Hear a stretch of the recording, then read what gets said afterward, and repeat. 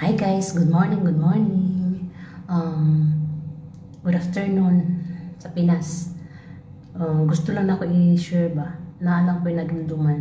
Tagalog lang ako kay kanang kuwan, kanang nauban na dili makasabot og Bisaya. Kasi dati nag-uusap kami ng mama ko, sabi ko dati nung dalaga pa ko, ma, bakit kaya may mga ano, mama kasi yung tawag ng lola ko yung lola ko tawag ko sa kanya mama kasi doon ako lumaki. Sabi ko sa kanya, ma, bakit kaya may mga mayaman na sobrang mapang mata ng tao? Hindi naman lahat, sabi ng mama ko.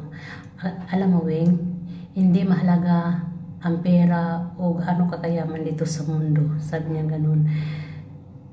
Ang mahalaga, marunong ka makisama, makikapwa-tao, sabi niya ganun. Kasi hindi mo alam kung anong mangyayari, sabi niya ganun. Baka dapuan ka ng sakit na hindi kaya pagalingin ng pera mo, sabi niya ganun sa akin. Yun talaga pumatatak sa isip ko. Kasi hindi lahat ng swerte sa mundo nakasentro sa'yo. Yan talaga naisip ko. Kasi oo nga naman, paano na lang kung marami kang pera, tapos dapuan ka ng sakit na hindi kayang pagalingin ng pera mo. Yun lang talaga. Totoo naman sinasabi niya sa akin. Masasabi ko yan sa anak ko.